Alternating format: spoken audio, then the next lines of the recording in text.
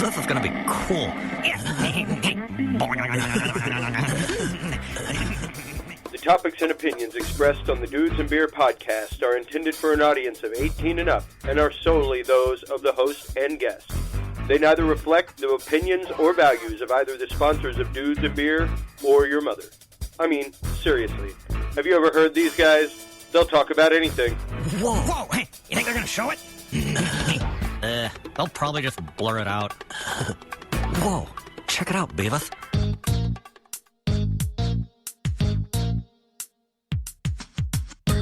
Grab your beverages and turn up your interweb. Solving the world's problems 12 ounces at a time. It's Dudes and Beer.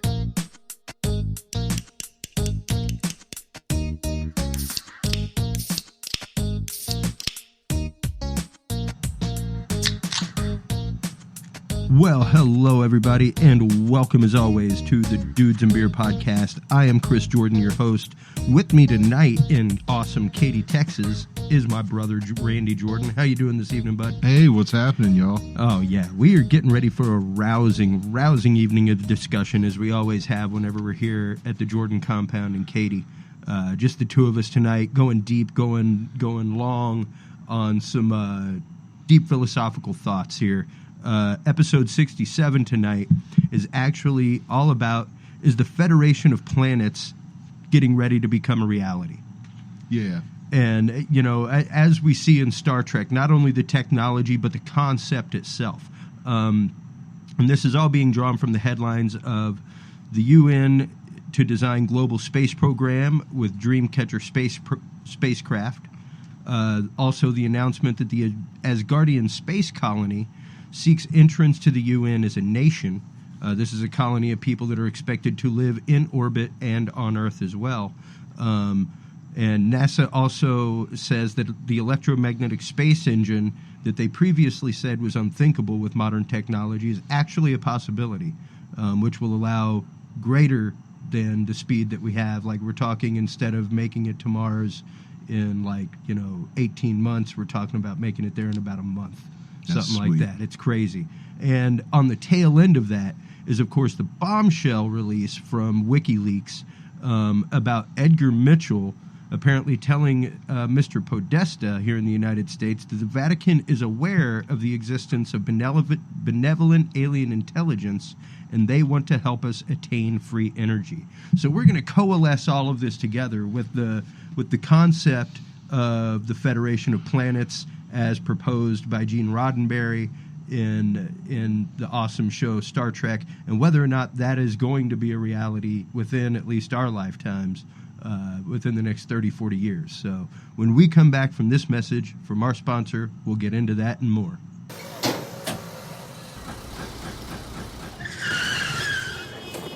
Hey, he don't even have his license, Lisa. Three drunk drivers. Hey everybody, Chris Jordan, host of the Dudes and Beer podcast here. Has this ever happened to you? Tired of looking in your rearview mirror after a couple of drinks with friends, or worrying about no-refusal weekends and DUI stops? Are you planning a night on the town and want an easy, safe way to get around while still having fun? Well, Fare is the ride service for you.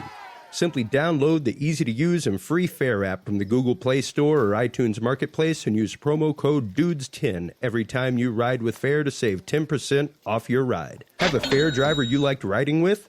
You can not only give them a review and tip, but you can add them to your preferred drivers list on your Fare app and request them every time you ride with Fare. You can schedule rides with Fare to pick you up immediately or as far as 30 minutes to 7 days in advance, eliminating the need for last-minute calls and allowing you to pre-schedule pickups in locations other than your home city.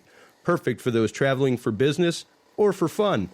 So don't forget to stop on by and download that free Fare app and use the coupon code DUDES10 every time you ride with Fare to get 10% off your ride.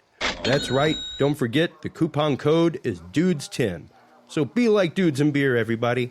Party safe, use Fare, and drink responsibly. And we are back. Yeah. Well, Randy, what do you make of all this, man? Oh, Jude, I don't know. Maybe I need to open one of these tasty Carbox over here. Do it. Yeah, we got a nice little melange over here. We got some Shiner prickly pear because it's the tail end of summer. We got some.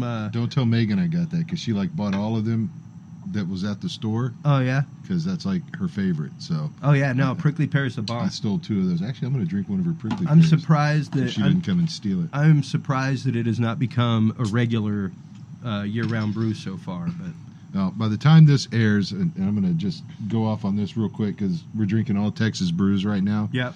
And tomorrow, Dudes and Beer is going to be representing at the Texas Brew Step in beautiful Brenham, Texas. That's right. Home of Bluebell. And best ice cream in the country, at least by the song lyrics. Right. I think there's 15 breweries there. This is really cool. Hot but dog. when this airs, it'll be over. But hangover will not be. well, I hope there's not a hangover. But what this is, and you guys need to make a trip out there if you can next year because the Brenham Brew Step's really cool. It's like in downtown Brenham, which is a great little town. Oh, it's beautiful. It's beautiful. There's a lot of little shops and stuff there in their downtown area. They're also doing it in conjunction with like some arts thing. Oh, sure. I'm sure they're having an art walk, all kinds of stuff. All with the kinds of local stuff. Studios. So there's like 15 Texas breweries, and you pay $35. No, $25. You pay $25 for a little 3 or 4 ounce Pilsner. Yeah. And that's your tasting cup. That's your tasting cup, exactly. Yeah. And you walk from the breweries are all set up in in some of the little cafes or shops and all that. You walk around, and it's designed to bring people into Brenham, of course. Yeah.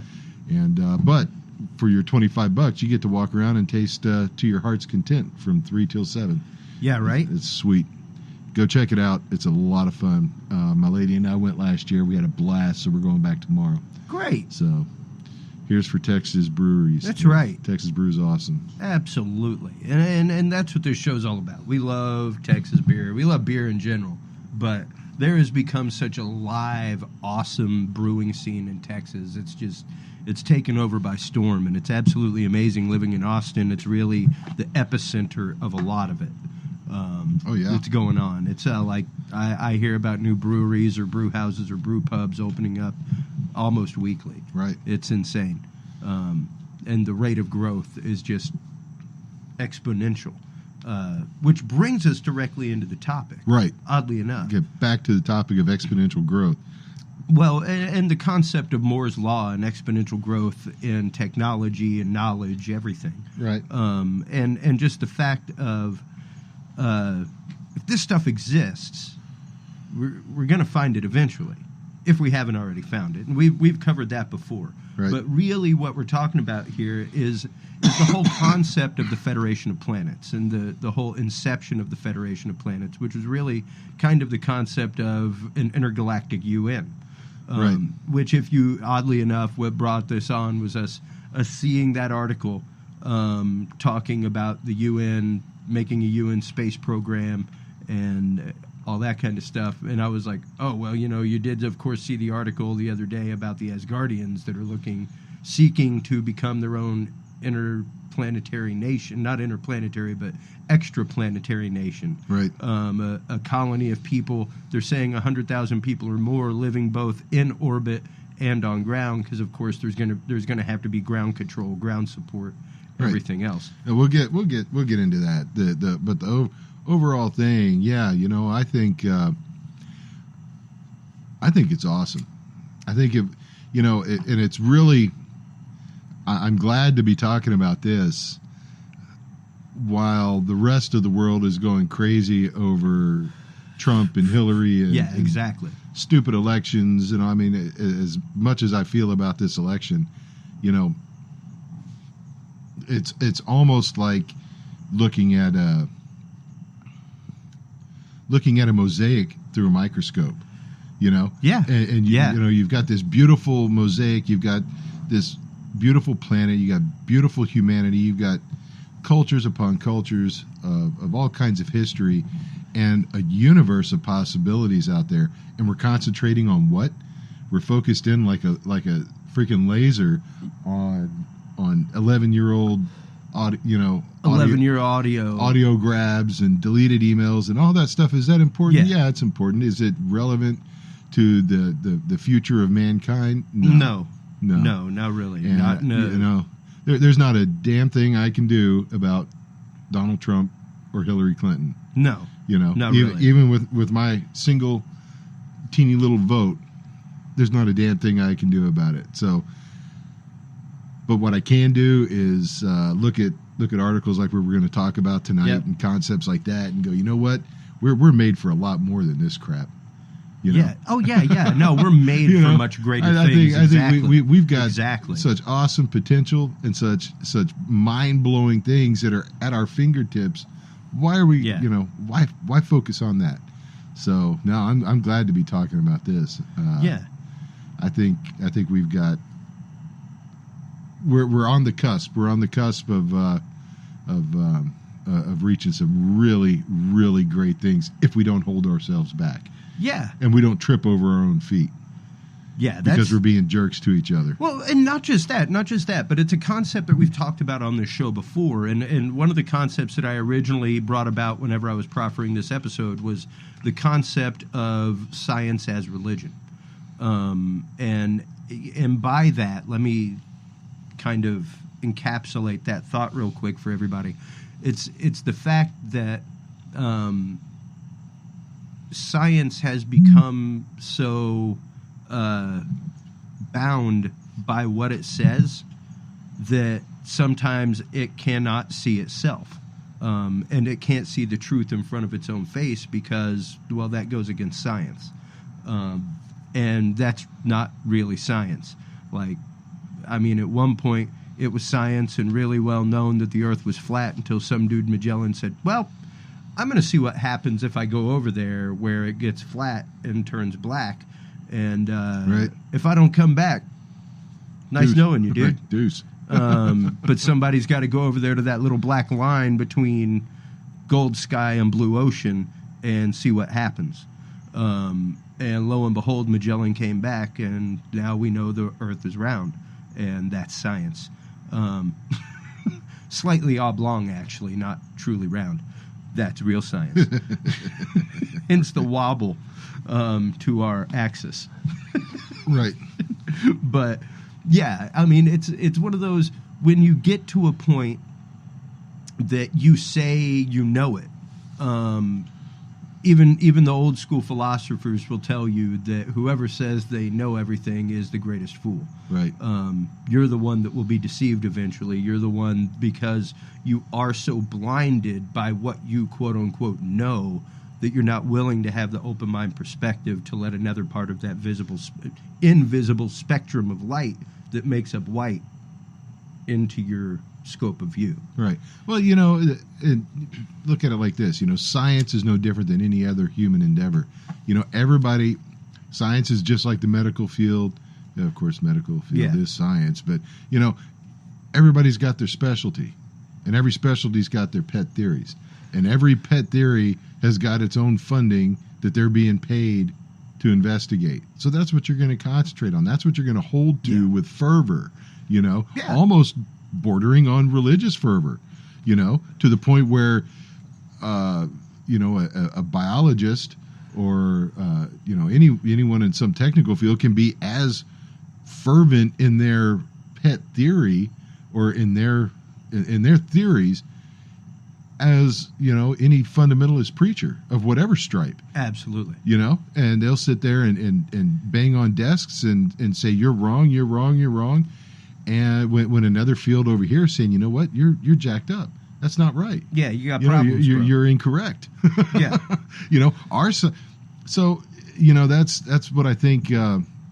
The correlation between science and religion, and the religion of science, and all of that stuff is, it's just as easy for scientists to be nearsighted and myopic in their views as it is for that's a perfect term, myopic, as anybody in any religious belief, and to say that every single answer is held within this. No, it's we're just now, just read a couple of weeks ago that scientists are, that science, whatever science is, quote unquote science, Yeah. with a capital S, like some dude named Science over here said, this is it. Yeah. Yeah. Came down from the mountain. This is science talking. But that researchers have found that, the origins of life are vastly different than what we believed with, DNA and RNA. Yeah. And that instead of, and I'm no scientist or biologist by any means, but that, that RNA came from DNA or something like that. Yeah. But now all of a sudden, they might have developed at the same time is what it's looking like. Yeah. Which is vastly different and has huge repercussions and what especially in the diversity of species and everything else. Right. So, we don't know everything, and any scientist that claims to know everything, just like any politician that claims to have every answer to every problem that our nation's facing, is full of crap. Yeah. And so, we're talking about religion and all that, and you mentioned the Catholic Church and one of the things. So yeah, I'm gonna throw out this is a very John Paul II, The man, the myth, and now the saint. Right, 2 popes ago, 2 or 3, 2, right. 2. He was pope for a very long time. He was. Here's a little quote from him, and I just love this. Let me find it. All right, this is from Pope John Paul II. Science can purify religion from error and superstition. Religion can purify science from idolatry and false absolutes. Science can purify religion from error and superstition. And religion can purify science from idolatry and false absolutes. That's right. I love John Paul II's stance and a lot of the stuff he wrote on religion and science, because right around the year 2000, I think, he pretty much came out and said, you know what? There's a lot of stuff. There's a lot of unknowns. Well, no. There's speaking specifically on the theories of evolution. Yeah. And I'm paraphrasing wildly here, but it's all right there in one of his addresses to the Pontifical Academy of Sciences. He pretty much said there's a lot of evidence to show that this is more than just a theory. Yep. Theory of evolution, whatever theory it is, there's some theory that the mechanisms that are being described in the various theories of evolution make a lot of sense. And we'd be foolish to discount them and say that evolution is not part of God's mechanism. That's right. For the raising up the raising of our species. Yeah. And I love that. Well, the whole Aristotelian concept of intelligent design. Yeah. The fact that it's the prime mover. Something put it into play. Something made it start. Right. Whatever happened along the way, not saying that like God reached down and pushed the fish onto land and pulled legs out and said walk. Right. Nobody says that. Well, right. No, there may be some people that say that. There may be some people that say that. Actually, no. I would say there's some people that say that. Yeah. Anyway, we've had other episodes on that. Go back to like episodes 1 through 10 or something. Yeah, it's in there. But the point of it is that I'm a person of faith. I know you are too. Absolutely. And a person of belief and. But I tell you what, we've been given some awesome brains. We've been given. I was given an incredible one. Yes, you have. I've seen it. It's great. Yeah, it falls out every once in a while. Got to put it back in and stick the earplug back. Right. And it gets pushed out by all that crap. Yeah. Just like a lot of other things. Right. The size of a T-Rex. Exactly. We've been given some awesome brains. We've been given, ways to explore this universe and ways to unlock its knowledge with responsibility and stewardship, in my opinion, anyway. Yeah, no, most definitely. And man, we've got some stuff that we can. So when I look and we say something like the United Federation of Planets or some kind of body like that going into the great beyond, where no man or woman has ever gone before. Yeah. How is that not a leap of faith? I don't know. Like that's and that was kind of one of the. It was a horrible, horrible, horrible, horrible adaptation of a book, Contact. Oh. But that was really the lesson that Jodie Foster learned in Contact, was that her going there to begin with was faith. Right. It was a show of faith. And it took the show of faith in order for her to have the experience. Yeah. And that's what utterly changed her as a catalyst, was finding that faith. Right. And that's what shook her world as a scientist. The book, you're right. The book was phenomenal and way, way better. And it was tripe. Contact. What they did. The book's named Contact by Carl Sagan. Yeah. Awesome book. Fantastic book. And he puts forth some great theory in there and ties in SETI and everything else. And SETI is an ongoing effort. Like here recently was the newest WOW signal that the Russian scientists received, and they're still trying to debunk it. They're still trying to compare it against known sources, possibly triangulate other sources, everything else. But as of right now, it's looking pretty authentic. We also have the discovery that was released today. I saw it on Gizmodo, posted it on Dudes and Beer on Facebook, where there are 2 previously unknown moons of Uranus that were discovered from tape from the 80s, from 86, when Voyager 2 passed by Uranus on the way out. And of we the solar system. discovered the fact that it had 10 moons, not 5 at that point, because we were only able to observe 5. Suddenly there were 5 more. Right. And through this even better filtering of the knowledge, because we don't have any other knowledge from Uranus other than that. Right. That's what we got. That's it. Right. So through combing through that data with new research techniques, new technology, new computers that are much more sensitive and can see these things in resolutions, we've discovered perturbations in the alpha beta rings that previously were not there, that seemed to be on the dark side of the planet as it passed by and it caught a glimpse of it.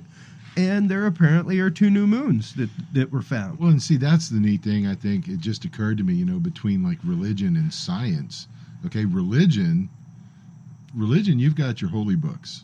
Oh, yeah. No matter what religion you've got your holy books. And that's what you got to work with.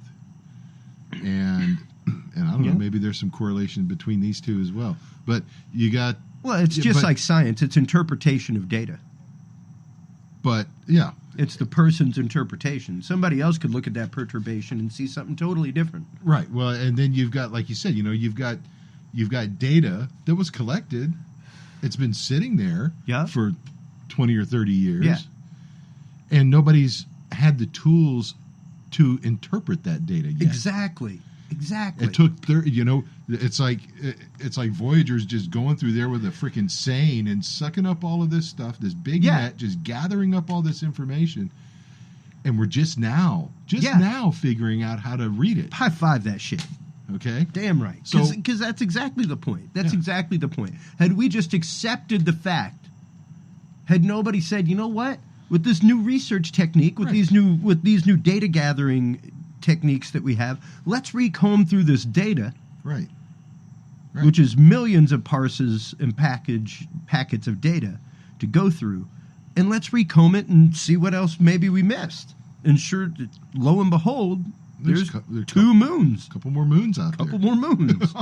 And it was interesting. Recently, Amy and I were driving. It was when we were going out on our anniversary for dinner at Papa's, the place you told us about in Bastrop. Shout out to Papa's, dude. Oh, man. Papa's in Bastrop on Main Street? Oh, my God, yeah. Oh, my God, yeah. Yeah. Their fisherman's platter's like $13. Yeah. And you cannot finish the No, you can't. I got it because of your recommendation, and I ate off of it for the rest of the night. But literally, I could sit there and order fried deviled eggs all day long. Oh, their fried deviled eggs are off the fucking chain, dude. It's like it is alien technology. There's no way that Earth makes things that damn delicious. Like it is beautiful and amazing. I'm glad you remembered that. They're Papa's great. and Bastrop, Papa's and Texas. Bastrop. Shout out to you guys. In the middle of Bastrop, Texas, there's this like super highly rated seafood restaurant. Yeah, well, it's like seafood burgers. It's common fare, but it's seafood. good stuff. Like we walked in on a Friday night and we sat right down. But on our way to that, we were listening to. Amy listens to a lot of podcasts. She also has her own podcast. Another shout out, Yes But Why podcast. Yes, But Word Why. up. Yep. Awesome. But show. one of the shows that she listens to here and there, believe it or not, is Nerdist. She's kind of gotten into that show. And Nerdist is a lot of tech stuff. It's a lot of science, stuff like that. So you really got to be up on your game to tune into an episode of Nerdist. But I encourage everybody to. It's a great show. The episode that he had on was because he was one of the progenitors of Star Talk, which is a show with Neil deGrasse Tyson. Oh, yeah. Okay. And it's on the National Geographic Channel. And he basically sits down with other scientists and like a famous person, and they talk about science and modern means. And he was like, one of the reasons why people like myself and Bill Nye are successful in what we do is because we take modern pop culture and we use that to explain science. Hence what we're doing in this episode. Yeah. Same thing. Right. Is the Federation of Planets being formed right now as we speak? Right. Is this the groundwork? And explaining that pop culture through what's going on in the science headlines and in the political headlines. And he was like, the information is so vast now, and the attention span is just not there for people to sift through data. People aren't taught to sift through data and think critically anymore. They're taught to get this fact, remember it, regurgitate it later. Right. Don't sift it. Don't think about it. Don't tie this knot to that knot and see what web gets made. See how the net is formed. That's just a strand in the net. Strand in the net. Strand in the net. We have a net. Cool. And that that kind of goes back to what I was talking about just briefly at the beginning. Is specialization has really got problems. When your focus is so tight on one thing, I truly believe our existence, our universe, our personal perspective is a web of different disciplines. Yes. And if you're focused solely on one thing, concentrating on simply one thing, you miss a lot of other stuff, and you miss you do. You miss the opportunity to advance your own specialty. Yep. By ignoring outside influences. Yeah. You miss other or outside connections. Yeah. Well, not just that. You're missing another eye on your data. And there's nothing like having another eyes on a piece of data. Right. Another set of eyes. I think of this as like a big D20. Okay. All right. All right. Lay it down. All right. There's like a big D20 for those of you who aren't nerds or whatever. It's a 20-sided die. Yeah. All right. Dodecahedron. Icosahedron. Oh yeah. Yeah. Icosahedron. Right? No. Dodecahedron. Yes. 20-sided. Yeah. Yes. Dodecahedron. Come on, man. You're right. Hey, I need more carbach. Get your platonic solids right. Right. I need more carbach. That's the problem. All right. Dodecahedron. 20-sided die. You're all looking at the same die, but if you only concentrate on one face of it, you're just going to know one number. You're only going to see one little triangle. You're not going to see this whole beautiful solid there. Yeah. That's that is profound and can be earth shattering when you see it in all of its complexity. You're only concentrating on one face. That's right. And it's like seeing a diamond through only one facet. Right. You're not going to see the sparkle. Right. You're not going to see the sparkle if you're just focusing on one facet. Right. So sometimes I think our scientific specialists need to kind of pull back a little bit. Well, and it's And interesting. see, and to use a very overused phrase, I guess, see the forest for the trees instead of the trees. Well, and it's one of those, I explain to people all the time in my industry, I have to see the forest and the trees. Yeah. I have to see the broad scope that the client wants as well as every single detail it takes to get there. And that's what science has to have. You have to have the broad scope and the details at the same time. Right. And without that, and of course that's called empirical evidence. And without that, it's hearsay, conjecture, it's theory. But how many times has theory proven to be right? It was just recently that we proved one of Einstein's theories. That it was like proven. This is fact. It's here. And until now it's been a theory. But and that's the thing to me is that this technology constantly increases. It's constantly there. It's constantly getting better. What if we were to go through old SETI tapes and stuff like that with the technology that we have now, do the same thing that they just did with the Voyager 2 information and reprocess it and go through and reprocess it with the knowledge that we have now. Right. For those of you who don't know, SETI is SETI, the Search for Extraterrestrial Intelligence. It's a cue weird sound. Right. It's I don't know if it's multinational or it is. It's a body of scientists. They basically rent time on radio telescopes throughout the world so that certain star positions can be monitored en masse for long periods without interruption. So basically, like, observation from Arizona would roll over to Hawaii, would roll over to Japan, would roll over, and we would be able to constantly view one part of the universe and listen to it with great detail. Right. And there was one like the Cyclops array out in, I believe it's in New Mexico, which is an array of, it's the one that they used in Contact, actually. The one that looks like a big old chicken foot.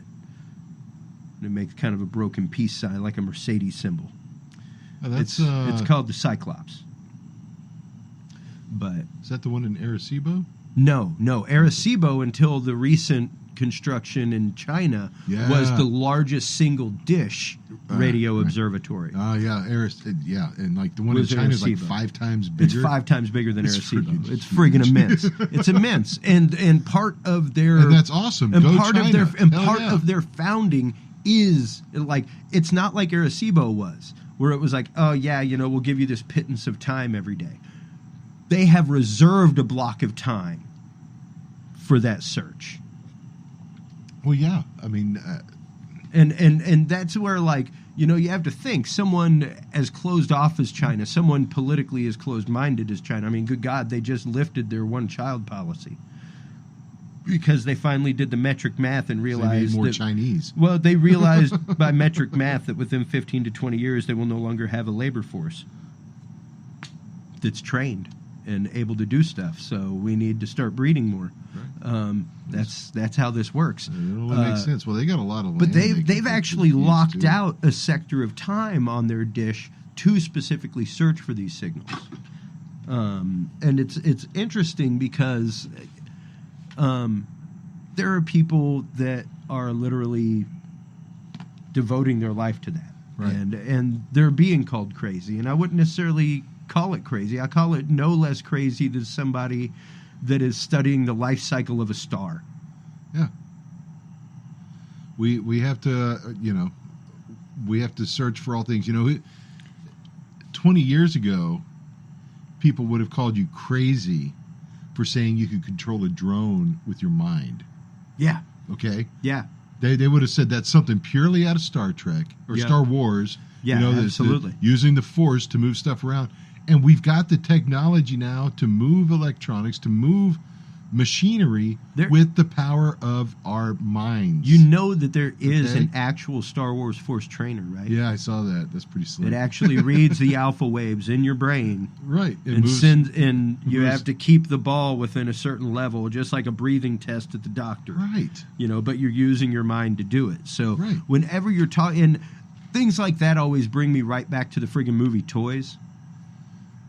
The Robin Williams vehicle. Oh, that one. I thought you were talking about Richard Pryor. No. Not the toy. Oh, with Master Bates. Yeah.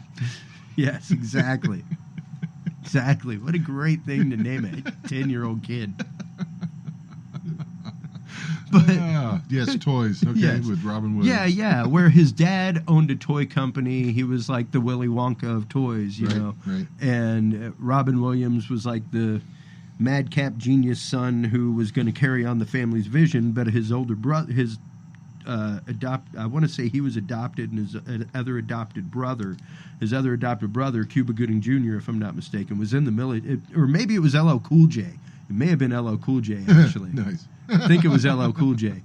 Was in the military and was going to use the military to fund the toy center and to actually start making toys for the military. And they actually started using kids playing video games and stuff that were actually running weapons of war across the world. Oh, nice. And it's like, here's this movie in the 1989, 1990, basically showing us the drone program. Right. How prescient. Where now, if your kid is really apt with video games and has an online account, he may just get a recruitment letter. Right. Come on, son. Yeah. You want Or to play some daughter. video games?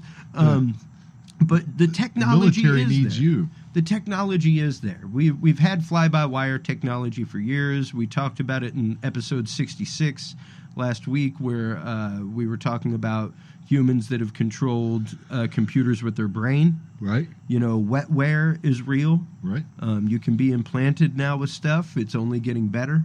There was a filmmaker in Canada a few years ago now, that actually had his false eye replaced with a recordable camera, where he can get point of view filmmaking all the time anywhere he is. Yeah, I read about that. So this technology going forward with Moore's Law, like we said in the intro, NASA just recently released data that their previously thought non-functional, in theory, Star Trek space engine to use microwaves to move stuff in space as a thrust source, basically using microwaves oh my god, it just left my head. The gravitron. It's called the gravitron in your microwave, which creates the microwaves. Basically using one of those, directing the microwaves into a cone to where they reflect off of each other, build up, and come out of one hole, basically creating a form of thrust in outer space. Yep. And they've said that it wasn't viable, science fiction, and now they're saying, no, it's actually pretty viable. It should work. Yeah, as a matter of fact, we've probably been using them for 20 years. Yeah. Well, and there is the whole theory of the secret space program, which is an episode unto itself. Right. I've got some people that I need to have on about that I've met recently. So stay tuned for those episodes, guys. That would be cool. But the technology is there. We have the technology. Like we said in the intro, that would shorten our trip to Mars to Well, yeah, nothing. Is the technology there right now? No. Is it there Yeah. if we push ourselves? Yeah. Think about the whole human history of exploration. And, you got people who are lining up in droves to go and colonize Mars. But who is it? Jeffrey Bezos? Or who's who's the one that's pushing right now to Yeah, it's Bezos. Yeah. And you've got this, Asgardian group. Is it Bezos? SpaceX? No, that's Branson.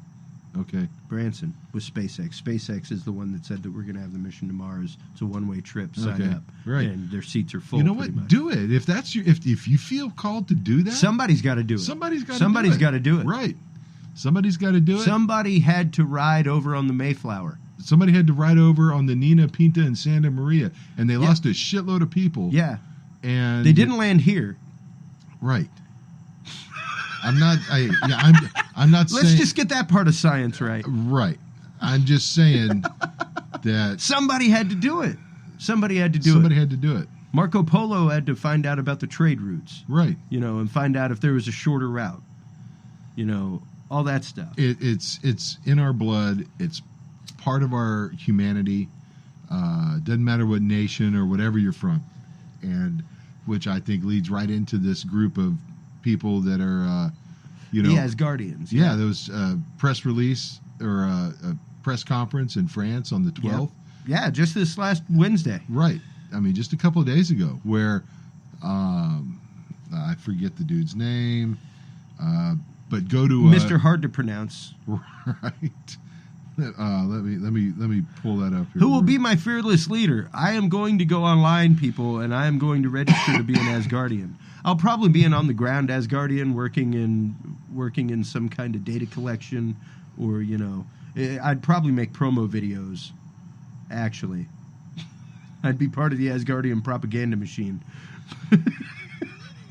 Asgardia will be a democracy with an emphasis on the freedom of the individual to develop space technologies, according to Igor Asher-Bailey.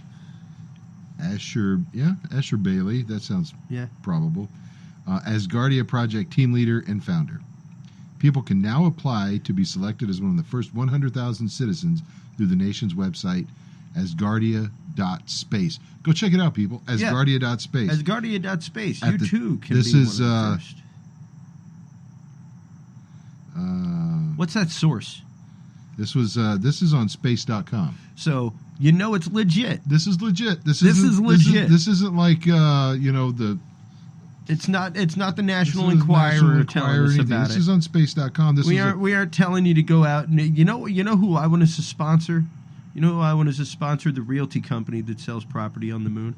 There is not one. The moon does not belong to anyone. That's UN treaty. Except the moon belongs to the moon people. Whoever's on the dark side of the moon. Yeah. Whoever's inside that right. hollow artificial satellite whoever bastard. told us, do not come back. Yeah, thanks for visiting. Right. Appreciate the four-wheeler. Right. See ya. Right.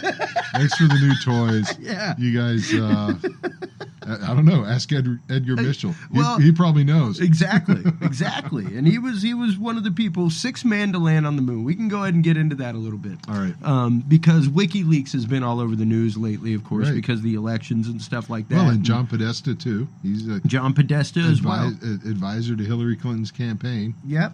Well, and, I will admit the fact that a lot of what comes out of a lot of the we've got an announcement coming is to draw attention. It's grandstanding. It's doing that kind of stuff.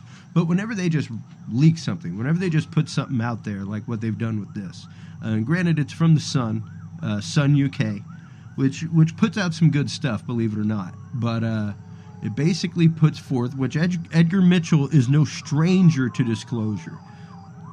He has come out and spoken at the Disclosure Project. This is what happens, folks, whenever you talk about this shit. The police will come after you. Fortunately, we're on a private road, right. And they won't be able to find us because Lord knows, have mercy, that fucking Pizza Hut can't ever find us. So if Pizza Hut can't find us, see, the sirens already stopped, so they quit gone. Looking. They drove right by. They done. Yeah, enough of this. Jeez. But basically came out and said that Edgar Mitchell contacted Podesta. They were supposed to do a Skype conversation, and said that. Well, this was reported by the Sun, but it's in the WikiLeaks. It's in the WikiLeaks. You can find it on the WikiLeaks website. Yeah. And basically, the WikiLeaks conversation was between Edgar Mitchell and Podesta, and Edgar Mitchell telling him that the Vatican has knowledge of a benevolent race of extraterrestrials that want to help us get free energy. They can give us free energy, but the problem is they do not like our warring ways. They do not want any war on Earth. They do not want any war or aggression coming to space. And that, I guess that's understandable. Yeah. I don't want any war or aggression coming in my backyard. No, I wouldn't. I wouldn't want to give a bunch of homicidal maniacs the keys to the kingdom either. Yeah, I'd say you guys grow up a little bit. Yeah, and then we'll maybe share the secrets of free energy. Yeah, which would be a game changer, and also not to mention the fact of free energy is what you need to travel amongst the stars. That is the stuff that you need to actually power a quantum engine, right. To be able to the only way that you would be able to harness, say, the power of a sun in order to create a wormhole or a gravitational lens by which to warp yourself, basically constantly creating a and the way that would work, folks, a gravitational drive, just so you know, is basically you are creating a gravitational force in front of you that is constantly pulling you toward it. So the greater that gravitational force gets, the faster you are accelerated toward it. However, the distance between you stays the same because of your machinery keeping it that way. And that helps you move forward. Much like, you know, the video that I posted on Dudes and Beer the other day where I was like, fuck yeah, I love science. And it was showing you how to make a battery travel around a loop of copper interminably. Like if you made this loop of copper a circle with these two magnets on each end, one's pulling, one's repelling, and the two of them together make a circular field that makes it propel itself. And it works the exact same way. Like, literally, it works the same way, except on the force of a sun. And the only way you would be able to go friggin' Doc Ock and create that source of a sun on the Earth is with a piece of tritium and some lasers and some fucking mechanical arms that are attached to your brain. Right. But aside from that,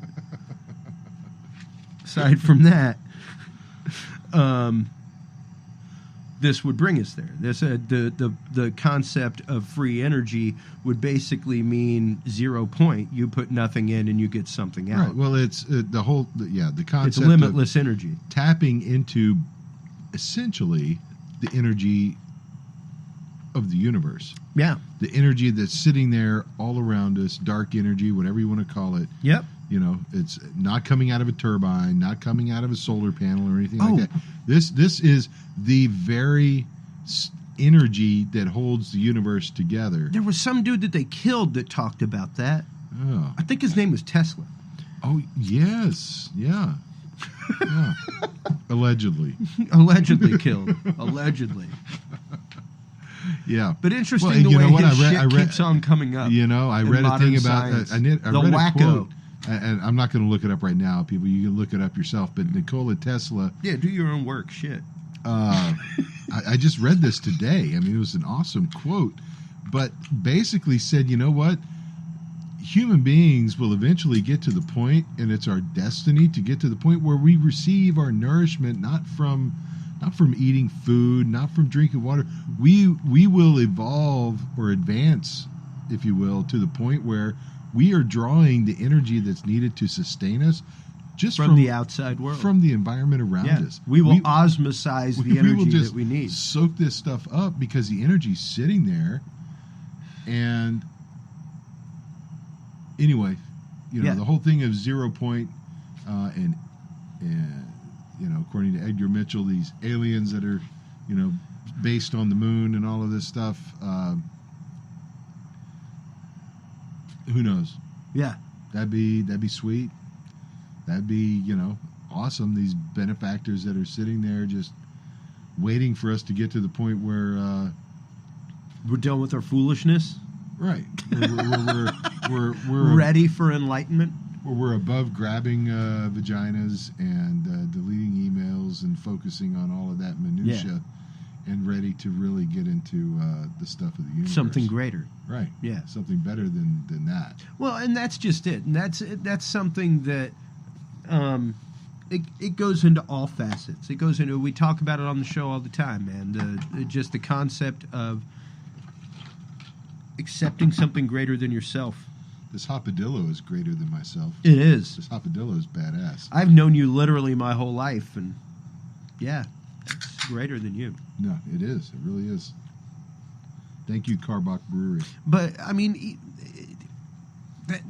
that's the point of surrender. That's the point even of science, because science and philosophy, to me, are forever intertwined. You can't separate them, and that's why you had people like, and it was interesting. That was one of the things Neil deGrasse Tyson talked about in that Nerdist episode was Newton. And the fact that Isaac Newton wrote more about religion Right. Yeah. than he wrote about physics. And like a great volume more about religion than he wrote about physics. Religion and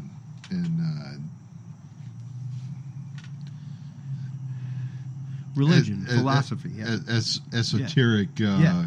Oh yeah, alchemy. Alchemy. Alchemy. and all Okay, that's all what he was kinds of stuff. saying. His works on alchemy are Right. just as voluminous as his Right. works on physics. Right.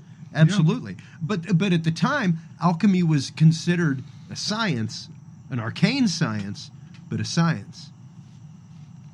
Right. You know, it was a scientific pursuit, and that was at the time that we were literally dealing with vapors. Like vapors were a concept of science. Right. You know, that we've later come to define as atoms, you know, and subatomic particles. Right.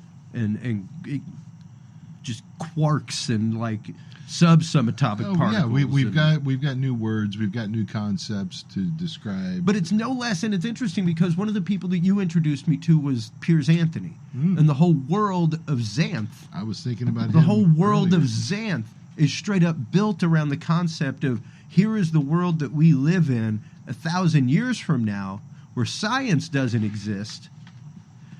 Magic has taken the place of science. Yeah, that's It's like magic has the old ways have rebirthed through science, right.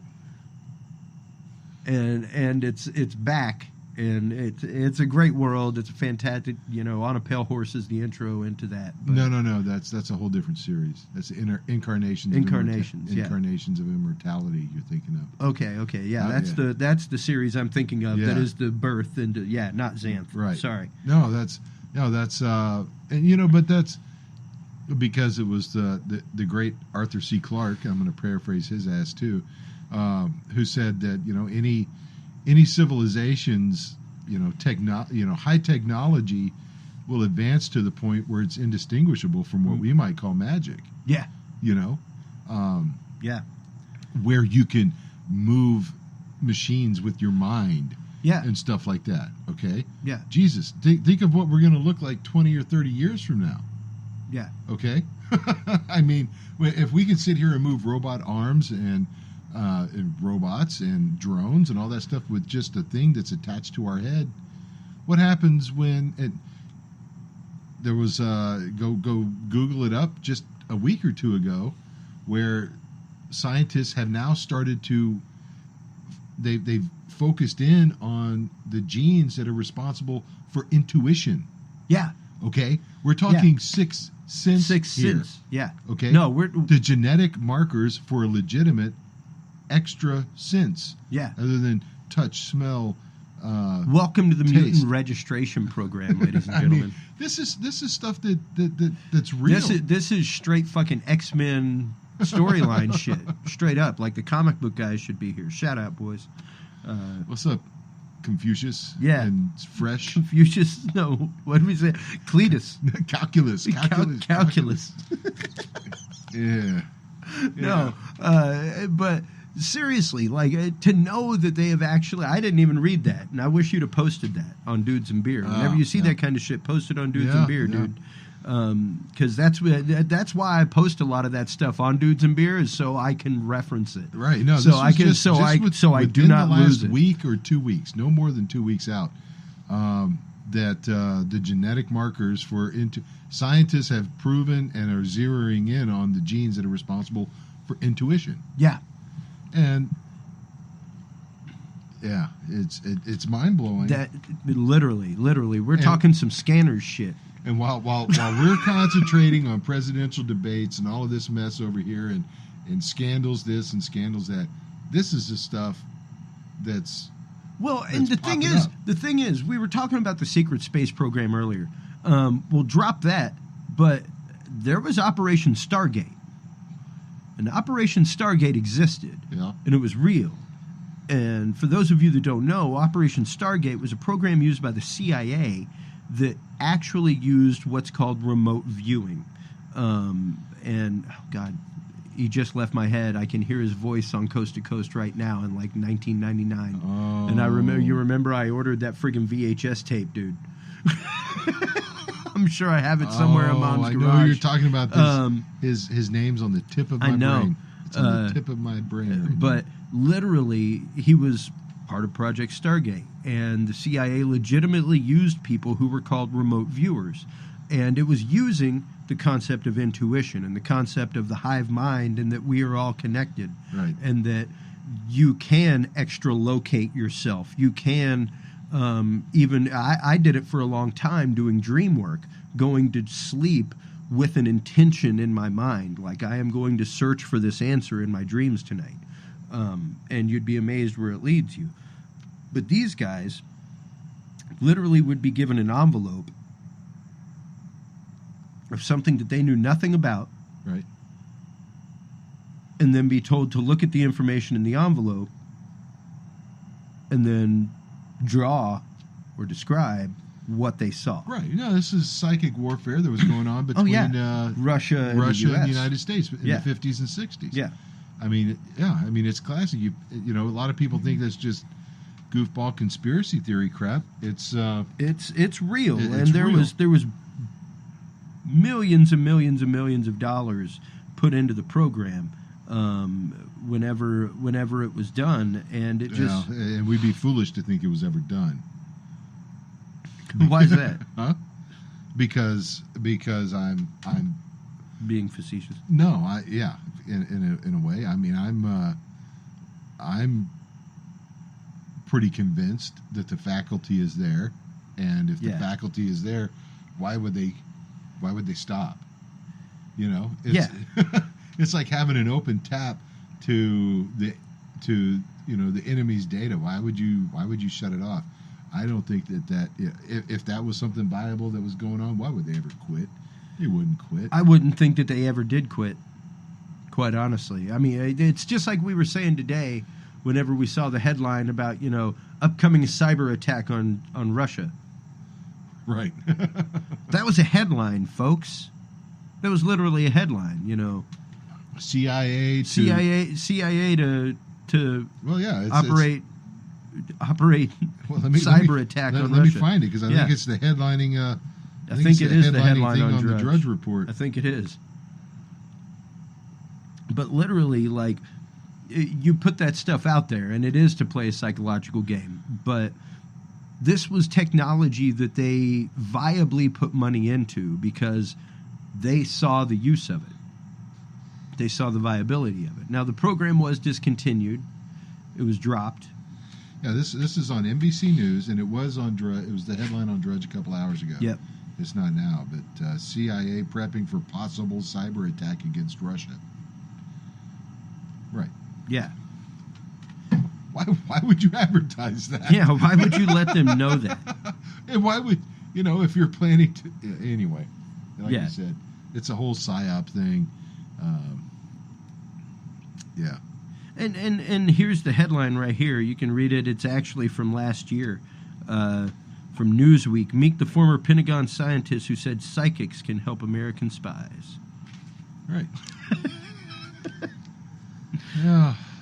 And, it's interesting because, like I said, I hadn't even seen the article about the genetic markers for intuition. But this is stuff that, like you said, has been the work of science fiction for years. A girl with the silver eyes, stuff like that in juvenile literature. Right. Going into Stephen King stuff. The whole concept of the shop in Stephen King, which was Firestarter, Lawnmower Man. Right. It's a recurring theme throughout a bunch of his short stories and novels where there is a branch of the government that deals with psyops, that deals with, people with extraordinary powers. And, it's the basis of comic books. But how much of this stuff is anchored in truth? Right. Is the question. And, whenever we're talking about the formation of Federation of Planets, like I said at the beginning, it's interesting. It's always been interesting to me how the symbol for the Federation of Planets looks very, very much akin to the symbol for the UN. Right. No, you put the two side by side, and it's like, okay. We I know- replaced a globe with a star field, with a constellation. Right. I mean, that's the, and I've said it before on this show before, and I still believe it, that ultimately that's our destiny.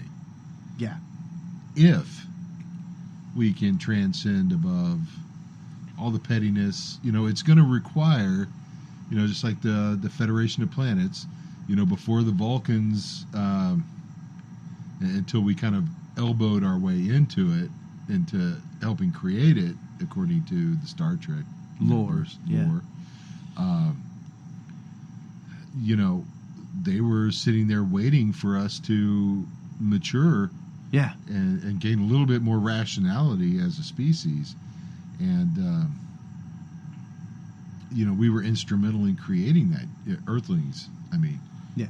humanity was instrumental in creating the Federation of Planets. But I think we've got to reach a point where, if we remain as independent nations and not have some global governance, Yeah. that's one thing that's prevalent in Star Trek. When a couple of years from now, or a couple hundred years from now, I mean, Yeah. we're at the point where we've transcended nationhood and things like that. Mhm. We're not identified by our nationalities. We're identified by our species. Yeah. And Yep. and not by jackboots, not by machine guns, but as a human race wanting to climb out of something and into something greater. Yep. I don't know that we're quite ready for that yet, but I think it's cool that some groups like the Asgardians, in the like I said, go to, what was it, Asgardia Space, Asgardia.space, something like that. let me find that again. Yeah, it's very interesting to see things like that starting to pop up, and I guess recently there was another space company that said that they will be ready to start offering regular rides into space. They just recently completed their first successful launch and landing of their platform. And this is at Asgardia.space, as in the Norse gods. Okay, Asgardia.space. This is a legitimate movement by a group of people that wants to form an extraplanetary country. Yeah. Okay, they're petitioning the UN. You got to live somewhere that allows dual citizenship. Right. And basically, they're wanting to form their own nation, putting into some kind of space platform in low or mid-Earth orbit, and with citizens living on Earth as well. Yep.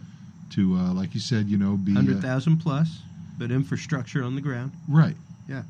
And to form the world's first extraplanetary Nation.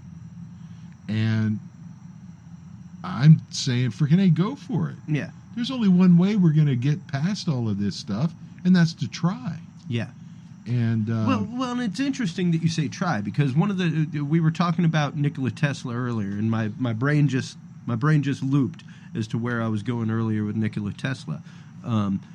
We actually a few years ago attempted a Tesla experiment, and it was the ionosphere experiment, and the mile-long tether that we put out into space.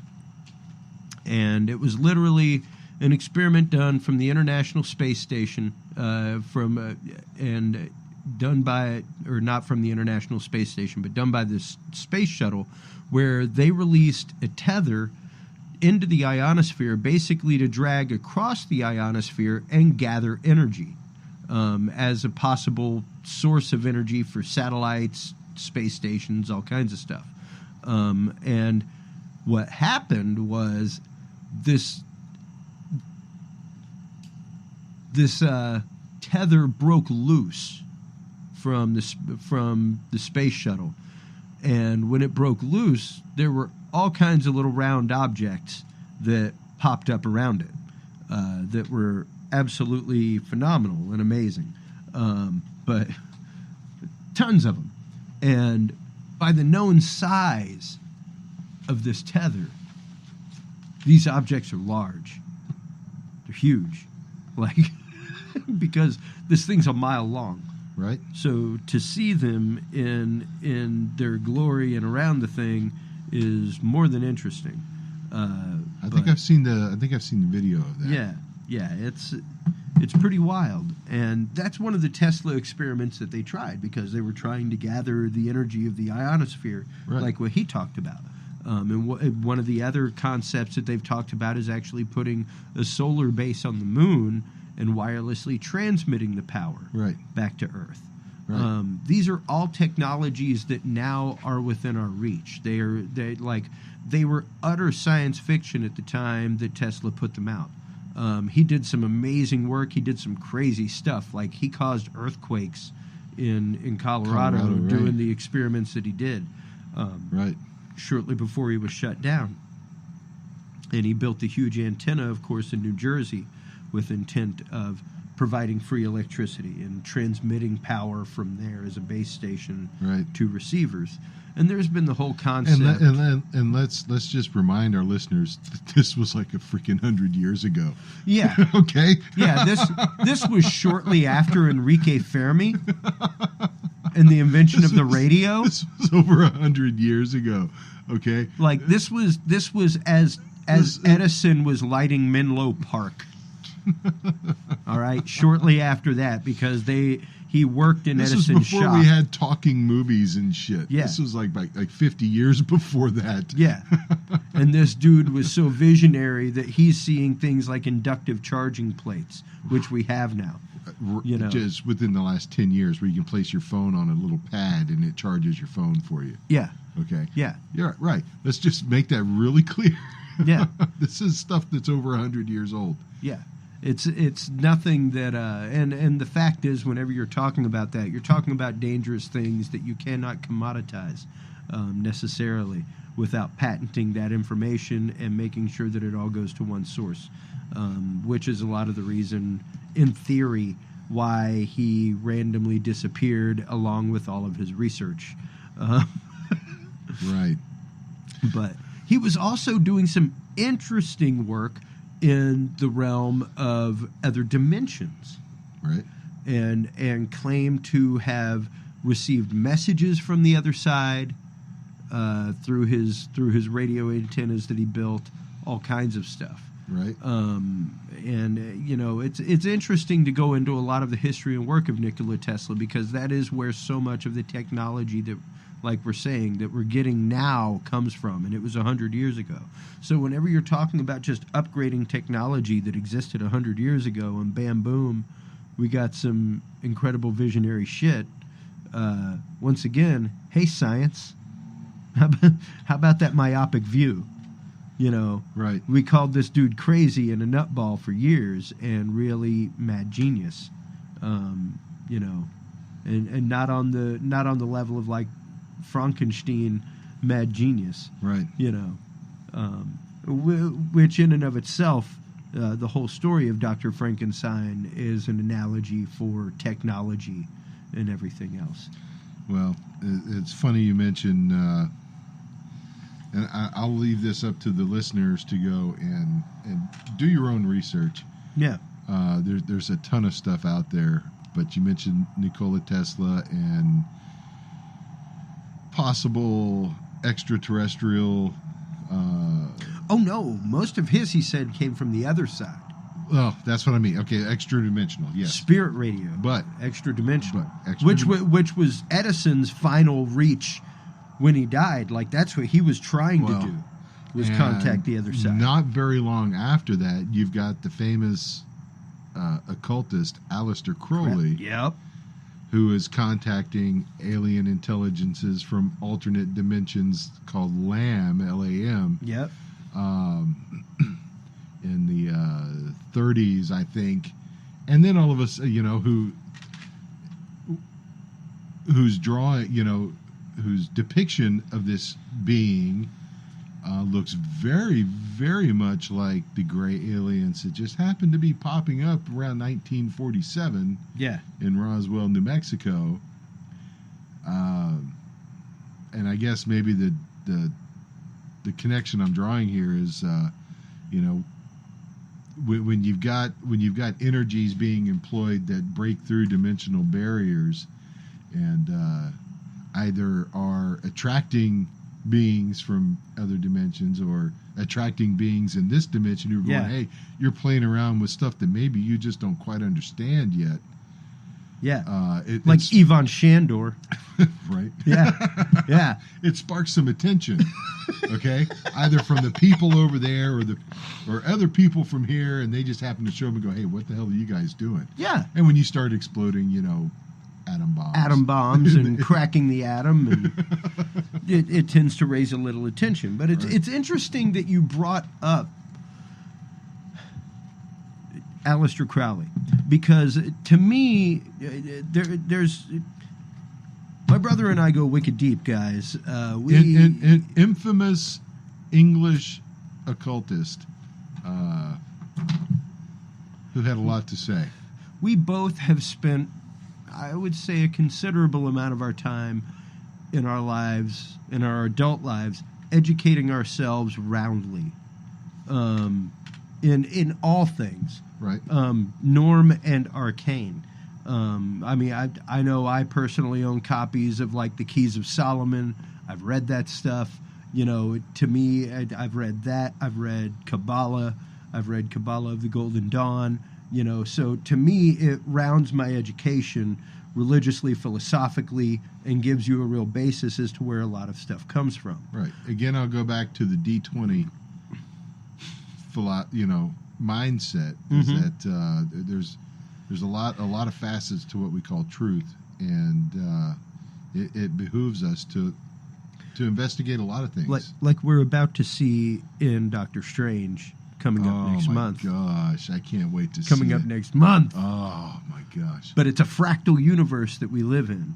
It's a copy of a copy of a copy of a copy, and each one has a different outcome. Each one has different possibilities. It's a multiverse. Yeah, exactly. And while they frame it in mysticism, it's supremely grounded in scientific research. Yeah, we are coming closer and closer to that reality. And that's even been posited with UFOs. Are they not extra-dimensional instead of extraterrestrial? Are they not something from another Earth that is crossing over? Right.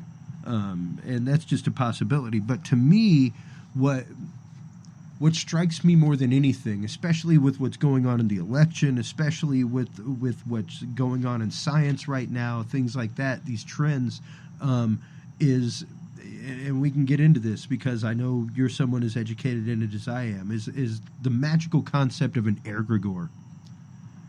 Yeah. All right. Now, a lot of you people, a lot of our listeners may be familiar with the old story of the golem, the concept of the golem, creating a servant for yourself that does the jobs for you, while a robot. Basically, the old story was there was a rabbi who was just so damn busy, didn't have time to solve everybody's problems, so he built this clay figure and inserted the prayers of people into its mouth, and the golem took care of things while he was asleep. And of course, the Sorcerer's Apprentice story takes over, I was about to and say things that. go awry, and the golem takes on its own personality and starts solving him in its own way, like a djinn. Like a jinn, exactly, in Arabic mythology. Yes, or a genie, right, as you may know it. No, that whole concept goes back. I mean, that's across multicultures. That's a multicultural concept right there, and it all goes back, if you want to get biblical about it, to like Genesis chapter 3, where God forms man out of the dirt, and breathes life into him, and here we are. Yeah, and that blending of a Mesopotamian and Babylonian tradition at the same time. Where you've got man, and we've touched on this with AI concepts, artificial intelligence, and all that stuff, where you've got zoo. People zoos. Oh yeah, where you got people zoos. No, where you've got stories of the divine doing one thing and mankind trying to emulate that, and just what kind of hell comes out of us trying to do that. Heck, Babylon, the story of Babylon itself, where man as a united front decided to try and reach up to God and attain the same level as God, and God went, no, we need to stop that. Yeah, the Tower of Babel, right. We need to stop that off. We're going to build this tower to the heavens, man. Yeah, all the way up till we're hanging out with God. No, not so much. and thus we got different languages to assure But that no, things you're like that talking didn't about happen again. Talking about the The egregore. egregore. The Right. egregore is the concept basically of a golem on a mass scale. It's a group of people that are focusing on one thing, and that thing comes to be. A prime example of that would be the movie Nightmare on Elm Street. Mhm. One of the dirty secrets of Nightmare on Elm Street is that Freddy Wes Krueger. Craven Oh, yeah. was actually afraid that he created the Night Stalker. The Night Stalker in Los Angeles happened right after Freddy Krueger was released, and he started using almost the same MO, like creeping in and killing people while they were asleep, Right. stuff like that. And he was afraid that literally, and it was from a Japanese tradition that he drew it, because there's a Japanese tradition about it also, where so many people were seeing this and thinking about it and being afraid of it that it actually manifested and came to life. Right. And it's That's the whole premise of Wes Craven's New Nightmare. yes, Yeah. exactly, The whole premise. exactly. I mean, that movie. Did you that- just recently watch that? last year. Okay. Okay. It's a good I- one. I'd never seen It's it. a great one. Oh my God, it's so good. It was such a good rebirth. I never watched any Nightmares after the third one. What was that? The Dream Warriors or whatever? Hey, man. I saw Dream Warriors. Never I was gonna like, sleep no more. Jeez, that was. You need to weak. leave that one alone, man. That one's great. No, but I watched Wes Craven's New Nightmare, and it's got the girl who played. Oh, it's got the whole original cast. It's got the girl that played Nancy. Yeah, the girl that played Nancy. Yeah. Okay, and she's an actress. She Yeah. plays herself Yeah, in the movie, yeah. and what's his name? Robert Englund is Yeah. in it. And Who plays Robert Englund? Who plays Robert Englund? I Yeah. mean, they all play themselves. Yeah. And it's like, oh, you know what? We're going to make a new thing. And all of a sudden, though, Freddy Krueger, the character, actually comes to life. Because they've all reunited and this mindset has come back. Right. Yeah. As He's actually manifested into the real world now. in Tibetan mysticism, it's called a thought form or a tulpa, Yep.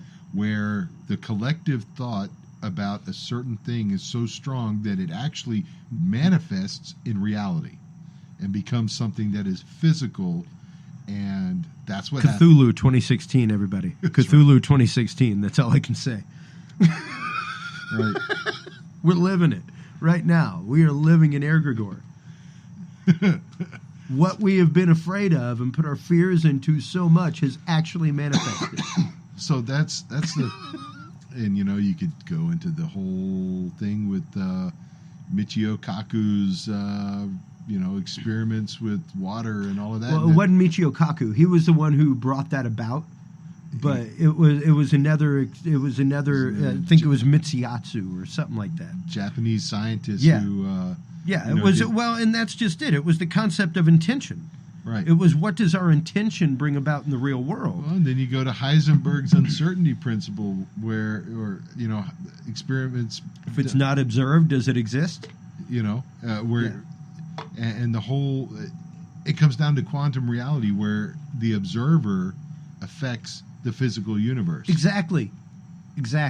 And that brings us right back to the loop of science that we were talking about in the beginning. observer affects Because- what is being observed. That's just it, and that's where you get into this whole concept, at least philosophically, in a philosophic loop of how is any scientific experiment possibly objective? You have an expected result. Your expected result, in and of itself, taints the experiment because you're looking for that, and now you may be dismissing any other result you get because it's not that. Possibly, if you can extrapolate because supposedly the observation only the observer's effect on the experiment only happens at the quantum level. Well, yeah, because time only exists when it's observed. Is that extrapolation from the quantum level? Is it possible to extrapolate that from the quantum level to the level of the physical, the macroscopic level? Yeah.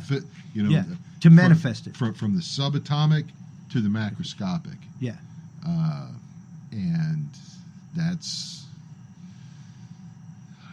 And we get get back into philosophy and esotericism, as above, so below, on earth as it is in heaven. Yeah. What you see above and in the outside world is the same as what happens down below in the realms that we can't see.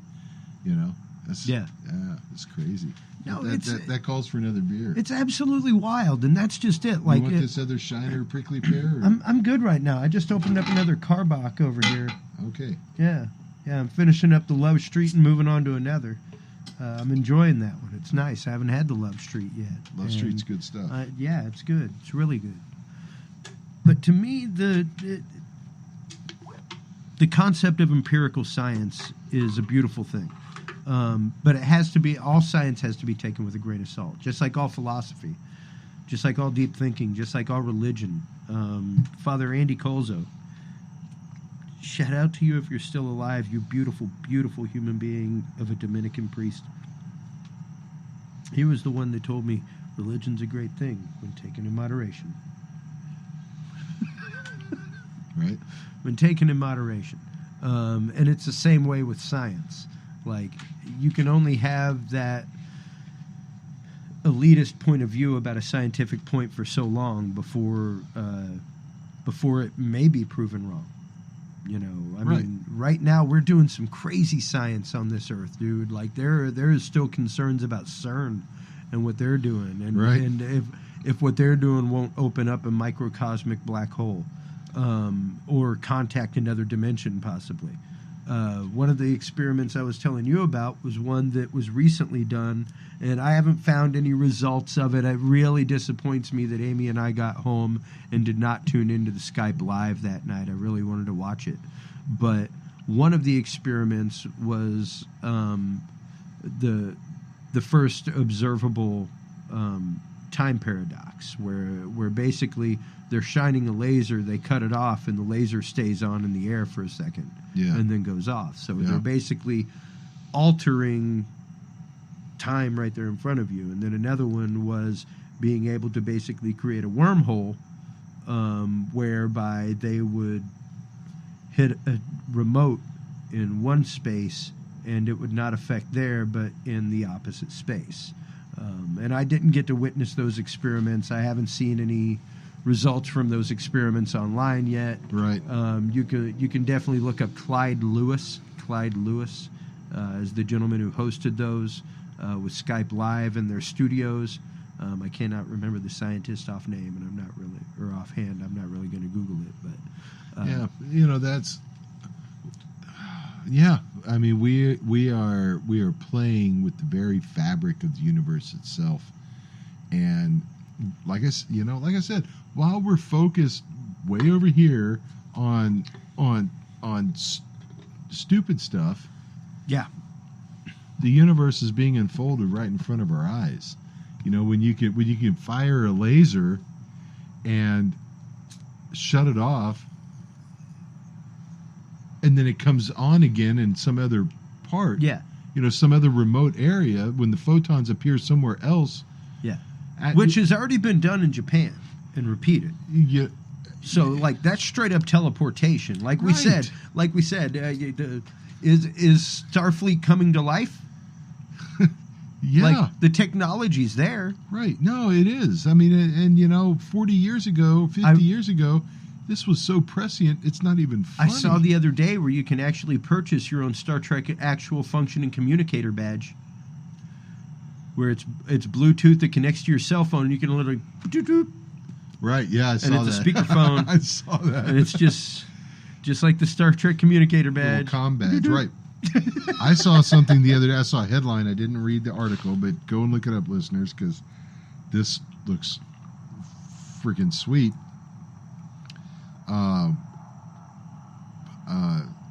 The beginnings of a universal translator. Yep. That you plug the beginnings of the gagglefish. Babblefish. Babblefish. Yeah, Babblefish. From, Sorry. Hitchhiker's Guide. Sorry, fellow nerds. I jacked that one. Yeah, Tear me up. I've seen like 5 fucking episodes, dude. I don't give a shit. Please Twitter me about how much I suck. #DMB Live. Right. What's that from Hitchhiker's Guide to the Galaxy? I think. No. See, all right. Hey, high five for not knowing the nerd shit. The Babelfish isn't from Hitchhiker's Guide? That's Doctor Who, if I'm not mistaken. Or no, the Babelfish is. Yeah, I'm sorry. Okay, thank Yeah. you. Sorry. Take my high five Yeah. back. I'm sorry. Yeah, you're right. So, where we now have the technology where you can put a thing in your ear that Yeah. connects you to the internet that live translates foreign languages. Yeah. Okay, it's just the beginnings, but Christ, in 20 years, it's going to be a foregone conclusion. Yeah, well, I mean, and I can attest to you right now. I used Dragon software when it first came out, and it was rough. It was rough, bro. Yeah. Like, you better have a really, really high power, high speed computer, and you better speak very clearly and robotically for it to pick you up, comma. Right. Stuff like that. Now, like, I literally threw the Trump audio just to make sure of what was being said and how it was being said. If you throw things into Google, or not into Google, but into Dragon, like, you don't have to read a paragraph of shit anymore for it to recognize a voice. It'll just start fucking writing that shit. Right. No, we're getting there, and we're getting there faster and faster and faster. Yeah. And I mean, it recognizes voices, dialects, all kinds of shit. It's not going to give you like so and so. It's not going to break it out like a Right. full Not transcript. Not yet. But Not yet. No, I yeah. could see how it would be there rapidly. There are headlines I just saw. I didn't read any of the stories, but they're headlines where robots are teaching each other how to do stuff while we sleep. Yeah. Okay. Well, and one of my prime example movies is fucking Lawnmower Man, dude. I work high tech conventions. I work the shit with fucking Samsung. I've played with all of their fucking VR and shit like that. And literally, to see the shit, like to go to Comic-Con and see the stuff that NASA's using with gloves and glasses. Right. Like, you heard me say it, like, Yeah. all they're missing is the hover chair, Right. and the hover chairs exist. The zero-G Right. chairs The exist. zero-G chairs, So, like, what they were using to do VR in 1991 Right. in Lawnmower Man is actively what is being used for VR now. Right. Yeah. So it's not only the fact that movies mimic science, it's the fact that science mimics movies, and that movies actually bring in scientific advisors. Yeah. And like, what are y'all working on? What are not you, only this that, is what our I storyline is. What are you working on that marries that so we can make it more realistic? I think the overarching thing there is that science, and as an extension, science fiction, inspires the creation of what science fiction envisions. Oh, yeah, most definitely. And when a science fiction writer, Carl Sagan, Arthur C. Clarke, Piers Anthony, Isaac Asimov, any of those great Yeah. giants, Zelazny. Roger Zelazny, even in the fantasy realm, like Anne McCaffrey and Yep. stuff like Terry that. Brooks. They look at they look out at the world as it could be. Yeah. Scientists see that and they envision that and say, you know what, let's make that happen. Well, and two big ones. I mean, like, recently, Amy and I watched The Imitation Game. Yeah, I haven't seen that. Great fucking movie, man. Great fucking movie. I've known the story of Alan Turing for years. Years and years and years I've known that shit. Yeah. About the breaking of Enigma and everything else. But the telling of the story, the way it came about was just so well done, and it was so amazing. And it's one of those, like, Alan Turing straight up is what the Turing test is based off of. Right. And recently was the first time that a computer ever passed the Turing test. Just so other listeners know, the Turing test, as created by or posited by Alan Turing, is a test created where someone in one room, Blind test. blind test, Human in one room, Ask questions. Human in one room is carrying on a conversation with a machine in another room and being unable to distinguish between whether it's a human that the person's talking to or a machine. Yeah.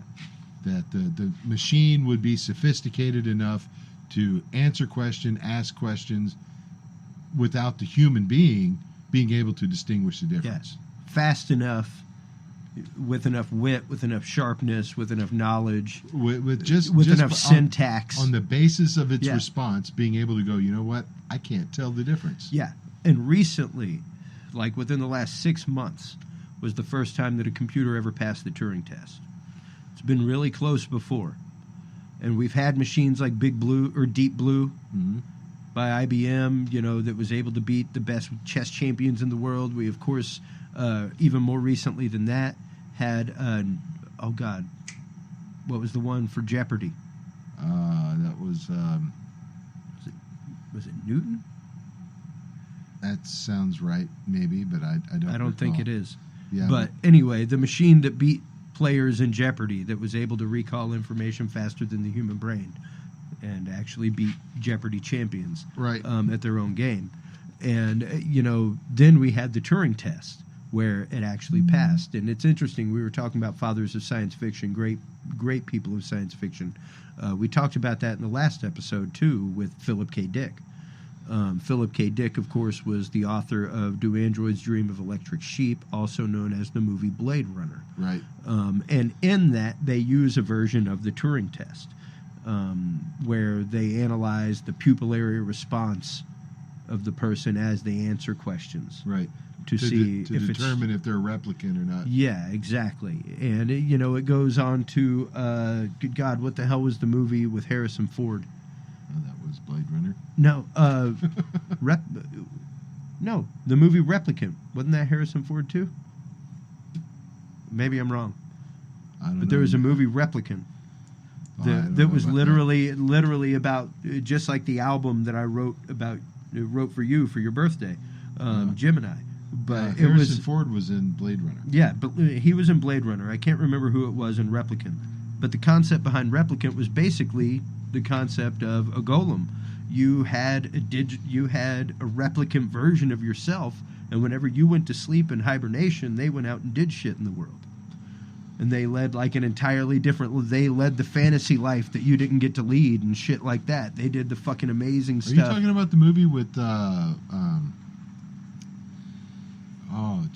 what's his name?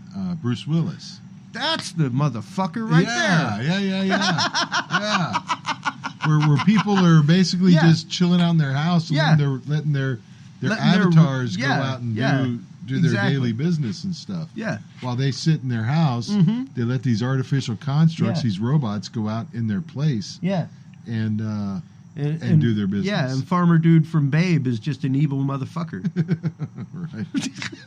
Farmer Hoggett. Farmer Hoggett's just an evil bastard.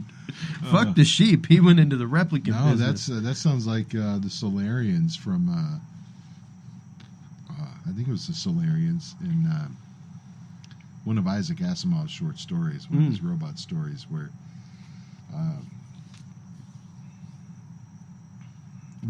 people just eventually get to the point where they just sit in their houses and do nothing. Well, and the robot servitors go out. Well, will we get to the point really? And this is one of my big questions, because it really, I thought, whenever I first read it, I was like, yo, what's up? You just stole this story, Matrix. Aldous Huxley, Brave New World. Oh my God. Like, that's an earth shaker. That's a world changer whenever you read it.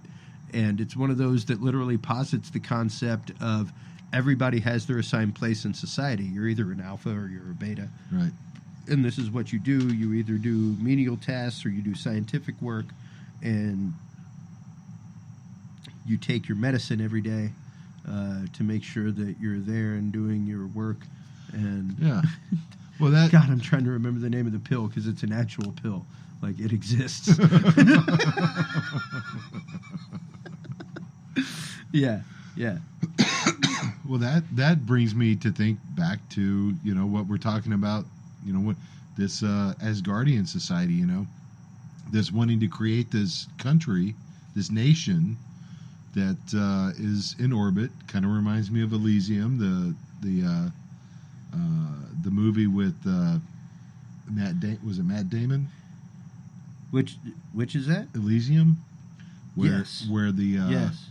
where the world's rich and influential and people who can afford to live in this space station. No. Yeah, that was Oh, Elysium. yeah. that No, was that's Elysium. that's sorry. Go ahead. Go So ahead. anyway- Yeah, it's Matt Damon. Yeah, it was Matt Damon. You know what are not that I'm saying the folks who are trying to start this Asgardian Colony. or Nation. nation, okay, this whole Nation. separate nation, and this is real. This is crazy. Yeah. I'm not going to say it's crazy. No, but it's, I'm just saying when I say it's crazy, crazy that it's real. right? Yeah. Yeah, I mean, this is mind blowing that amidst all the stuff that we're dealing with right now, just a couple As of we days ago, speak. as we speak, this nation is trying to be formed that is essentially off world, Extraplanetary. Yeah. right?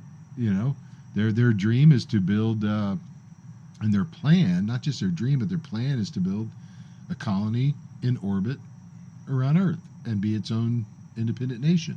Yeah. And I'm just wondering, you know, how do you get in there? How do you apply? Is it based on money? Is it based on your skills? What's the vetting process for the people who are going to, or who want to be citizens of this new nation? Yeah. You know, are they going to try to recruit the best and the Well, brightest? because like you read, it's interesting that you bring up Elysium and the elite. I mean, how are It's- they? it's interesting to me. Are they going to need ditch diggers? Sure, they're going to need people to man no, the- because there's no dirt. Oh, yeah. Oh, good point. Space diggers. Space ditch diggers. Yeah, exactly.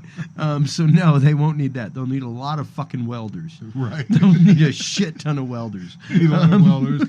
Hey, to all run you the- welders. People to run the boilers and Yeah. stuff like that. You know, like on the Titanic. You know. Exactly. People Yeah, down it'll be coal powered. the whole operation is coal powered. Right. We're gonna You move need, all we're gonna the. need a we're shit gonna move, ton of coal we're up gonna here in need- orbit. Somebody's got to go back to Earth and get a shitload of coal. To paraphrase Taggart. That's it. Let Patamain through, way. Oh my God. But yeah, Soma. Soma was the drug that was taken by people. There you go. Yeah. It just popped into my head. Yeah. But yeah, Soma, and you took your Soma, and when people didn't take their Soma, you were found. And what ended up happening was two people in the story of Brave New World. One dude didn't take his Soma and kind of started waking up like Right. he had taken the fucking blue pill, Right. and came out of the Matrix and went, "Yo, what the fuck's happening here?" And then another person, he convinced a friend of his who was an alpha to not take the Soma, and then they both left, and they found this whole woman that lived in the desert out in the ruins, Right. and lo and behold, there was a whole bastion of humanity, and hijinks ensue. Right. Science fiction hijinks. Well, you mentioned the Matrix. The same things mentioned there or brought up there. A few years after that, what's his name? Batman. Bruce Wayne? No. Ben Affleck? No. The other one. Not Michael Keaton. Not George Clooney? Not George Clooney. Not Val Kilmer. Oh, okay. The other Christian one. Bale? Christian Bale. There you There go. you go. He made this movie called The One. Yes. And I think that was it. Was it The One? Where he's The one was Jet Li, actually. was it? Yeah. What the hell was the one that Christian Bale was in? Where he's part of the police force and the whole of society has to take, they take this drug. It's a mood altering drug that everyone has to take. Okay. And you sure it's not The One? Anyway, they take this mood altering drug that basically squares everybody off, and it pretty much knocks out your emotions. Equilibrium. Equilibrium. There you go. That was that was kind of a mix between the Matrix and Equilibrium was the drug that people had to take. That pretty much it was mandated by the government that everyone takes Equilibrium, and I think his wife had died or something like that, or his kid had died, or wife and kid had died, or something like that, and something within him was kind of rebelling at the fact that he couldn't feel anything because of that. Yeah, that he didn't feel anything. Something was wrong. Yeah, I should feel something. I should feel something, right? Yeah, and so he quits taking the Equilibrium, but it's monitored by the government if you take it or not, and all that stuff. So he had to hide the fact that he wasn't taking it. And anyway, it's a great movie. It's really good. And it's interesting though, because you were talking about the genetic markers for intuition earlier. What if we were to develop a drug that would enhance those, and then you end up with Inception? Right. Then you end up with people that are using the other 90% of their brain, stuff like that. I saw an interesting visual the other day, because of course I follow a lot of crazy fucking groups on Facebook and shit like that.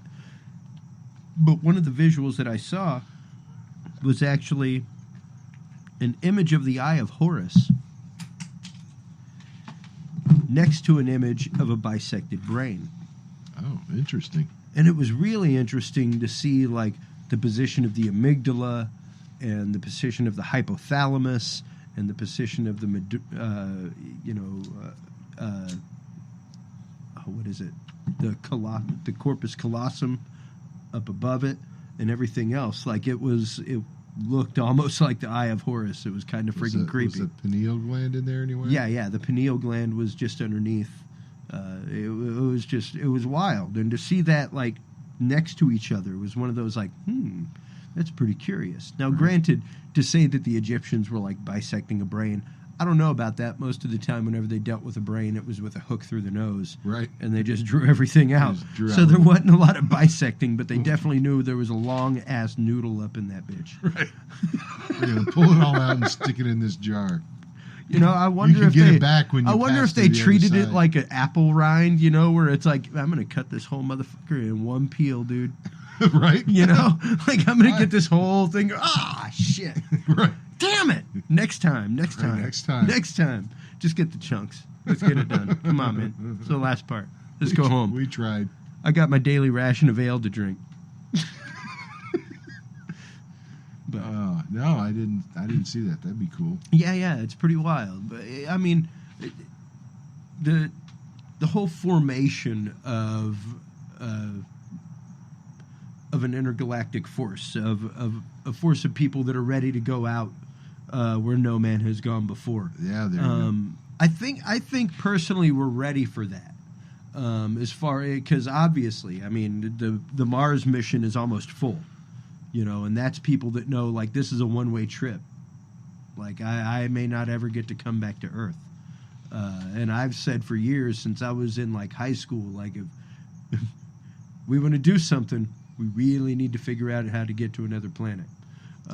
Even NASA recently, which one of our favorite movies shared is 2001, but even NASA recently said that there was going to be a bombastic, and they haven't made the announcement yet that I know of, but an announcement about strange activity under the ice of Europa, which is one of the moons of Jupiter. I thought that was supposed to be last week. Yeah, I haven't seen anything about it yet. That's because they're basically coming out and saying everything that people have already freaking known. Who know anything about Europa? There's an ocean on Europa. There's water geysers in Europa, and you know what? I bet you anything. There's organic life in some form on Europa. Yeah. Okay? Like trilobites or some shit like that. But who knows? Who knows? Yeah. Under the ice shell of this moon of Jupiter. But it's interesting because Asimov put that forward years ago. What was it, 68? the 2001 came out? Oh, that's Arthur C. Clarke. Or Arthur C. Clarke, sorry, yeah. Is that when 2001 was released? It was in the late 60s, the book. I know the movie came out in the mid 70s, late 70s. But that was one of the messages that came across. It wasn't Europa in the book. It was Saturn. Yeah. In the book. Okay. Yeah. And then you're thinking of 2010 when they go to Europa. Oh, is that it? Yeah. Okay. When the message. Yeah, is, all these worlds are yours except for Europa. Attempt no landings there. Right. That was in 2000. Okay. The movie 2010, and the novel came out after the movie, if I'm not mistaken. 2001, The Space Odyssey was written by Arthur C. Clarke before the movie, and the mission was to Saturn, not to Jupiter. Okay. Yeah. Okay. But even then, but even so, I mean, still the prescience is there. Yeah. You know, in the late 80s, where we're logically the most logical place for there to be life in existence in this solar system, other than Earth, is Europa. Yeah. It's a moon that's like a third the size of Earth. Or no, 2/3 the size of Earth. It's a complete ocean. Yeah. Covered in ice. Yeah. There's liquid water. With something that technically should have been a sun, given enough time to aggregate. It's literally like 3 stages below being a small sun. There's more than enough radiation coming off of Jupiter. Yeah. To put some heat into that water and spark something.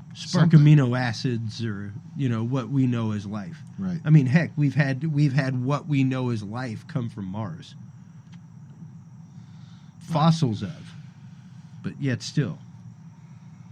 Alleged fossils, yes. Alleged? Thought that was pretty damn confirmed. It looks pretty convincing to me, but I don't know that anyone has confirmed that we've got biological fossils that have come here from Mars. Not officially, anyway. Yeah? No, not officially. I don't know. We have found running water on Mars. We found everything. Flowing water, not running water, but flowing water. Right. We found morning frost and stuff like that. I'm not saying there's not anecdotal evidence. I'm just saying that we're a couple of inches shy of full-on empirical evidence. Admission. Yeah. Admission. Yeah. Admission. I'm not saying the evidence isn't there, just admission that. Yeah. Yeah. So, but and there's more than enough stuff to make Saturn look crazy as hell.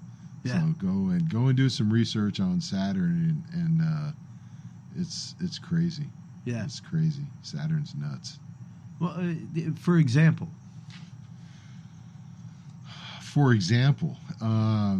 there is some kind of energy that is pervading the Saturnian atmosphere that creates a perfect hexagonal shape in the northern pole. Yes. Okay? In the northern pole of Saturn, there is a hexagonal formation of clouds that has been there for decades. It looks like a hurricane with a hexagonal center. A hexagon, yeah. People. We're talking a perfect geometrical hexagon. Another platonic solid. Of clouds. Well, the hexagon in the solid. I guess that's true, yeah. Right. But it's a pretty unnatural... Yeah. Or what we might consider unnatural shape. Well, what we would consider it, not necessarily unnatural. It exists definitely in crystalline formations. You look at tourmaline, stuff like that, they're hexagonal in shape. But you have to look at a cloud formation that encompasses the entire northern hemisphere. Yeah, there's you could fit how many dozens of Earths inside of this hexagon. Yeah. Okay, a hexagonal cloud formation. Anyway, it's crazy. Yeah. And It's stuff that just go and research. Go look it up. Go look it up. It's nuts. You'll look at that and you'll go, holy crap. Yeah. You know, how come they didn't teach me this in high school astronomy class? Yeah. Because nobody can explain it. You're talking all kinds Planetary scientists, all kinds of shit. harmonics and all of this stuff, and then you start getting into Richard C. Hoagland and all of this stuff, and it gets crazy. I would love to dismiss a lot of the work of Richard C. Hoagland. I wouldn't. Richard C. Hoagland's a badass. I know, that's the thing, is that Richard C. Hoagland is a badass. And it's hard to deny his shit. And it was interesting because that was one of the things he put forth with Hurricane Katrina. Was at one point Hurricane Katrina had a hexagonal dimension to the eye, right? Pointing to weather modification, things like that. That's where crazy theories with Richard C. Hoagland go. Well, and the fact that all kinds of weird and energetic things happen on planets. Yes. At the 33rd parallel. Yep. Or 29 and a half, I'm sorry. Yeah. 29 and a half is his magic number. Yeah. Look at the 29th parallel on... Because that, if I'm not mistaken, that's what makes up hexagon. Pentagon. I don't know. I don't remember. Yeah. I know it's something to do with his hyperdimensional physics. Yeah. And it's something that's endemic to every planet. And it's something that has to do with... I don't know if it's the 0 point energy, but something within the pervading energy of the solar system, and it's all generated by the sun, and it pervades every planet. There's crazy stuff that goes on at 29 and a half degrees. Yeah. Right. Yeah. And I mean, what's funny is that Richard C. Hoagland was actually a NASA scientist at one point. Back in the 70s, yeah. Yeah. Like he worked hand in hand. He was there. He was in the midst of it. Right. So, and he was someone that, much like Edgar Mitchell, has come out and said, like, hey, something else is there. Right. He discovered the face on Mars. Yeah. He made that immensely popular, put that in the public eye. He and unfortunately been maligned because of some of the stuff that he comes out with, but there's a lot of stuff that's very freaking provocative too. Yeah, absolutely, and that's just it. Whenever you're looking at science, you do have to take in all the information. Right? Yeah. To me, it's odd. People who say, we haven't seen a skeleton of Bigfoot yet. It's like, I don't know. How many full-on bear skeletons do you find out in the woods? Right. Like, how many bear skulls do you find out in the woods? Like, you don't find a whole hell of a lot of them. Otherwise, you'd see more of them on display. Right. So, to me, it's one of those that you have to keep looking. Science is the search for truth. And truth is not necessarily empirical. Right. No, and it's going to take visionaries like this guy that's creating the Asgardian country or nation. Again, that's Asgardia.space. Go and check it out. I mean, for us to attain the stars and for us to transcend beyond where we are right now in the course of 100 or 200 years, it's going to take things like that. Yeah. And, go in and put an application. Hell, why not? Yeah. What the hell is it going to hurt? It's going to take people to go. It's going to take people to go to Mars. It's going to take visionaries. It's going to take explorers. It's going to take people that want to transcend the crap that we have right now and say, you know what? I'm going to do something better. I'm going to do something different. I'm going to do something that's never been done before. Yeah. Yeah. That's what it's going to take. Well, and it's a hard decision to make, because it's a lonely decision, the decision of discovery. Even the scientists, whenever you see them in movies, you see the Doc Browns, stuff like that. People who have isolated themselves for years from human contact so that they can work on their science, so that they can do what they do. Right. And Alan Alda actually does great strides now. He has actually started an entire foundation. Amy's looking into it. Really? His entire foundation. I've seen the man speak, and it's amazing. He uses comedy and things like that to express the means of science. He is basically going out and teaching scientists to be people like Neil deGrasse Tyson, who can break down these hard scientific concepts into something that the average person can understand, into something that the average head of a corporation can wrap their head around, and why they need to invest money in this science. Sweet. Why they need to be able to do that. And to be able to, act as a translator between scientists and normal people. Because unfortunately scientists are not normal people. They think about things in a totally different way. Right. Yeah. You know, their brain is on something totally different. And like I work with a developer, I work with a guy that designs stuff, and the way that he thinks about things and the way that I think about things, we both get to the end the same way, but the way that we think about them is totally different. Right. Because he's an engineer, and that's what he does, is engineering. And I'm like, well, yeah, but this is how I get to it common sense wise. Yeah, but this is the way that it, you know. And to explain that science to somebody that doesn't grasp the science, it's like explaining to someone how the sound waves in a convention room work between the subwoofer. Yeah. Like, there's a reason why people are like, oh, why don't you want front row seats? I'm like, because the mix sucks ass. That's not where the room's tuned to.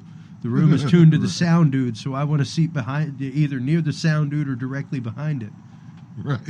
That's where the bass waves and the high end physically come together in the room. That's the sweet spot. That's the sweet spot. Right.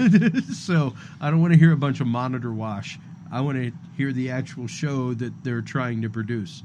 But you have to understand the physics. You have to understand, Right. You have to get past the media mania of what a show is to understand the physics behind the show and why you want to sit in those seats that may cost a little less, but are so much better for the production of the show. Right. Yeah, And that makes sense. It's the same thing in science. You know, there's some sexiness there, but most of it really isn't fucking sexy.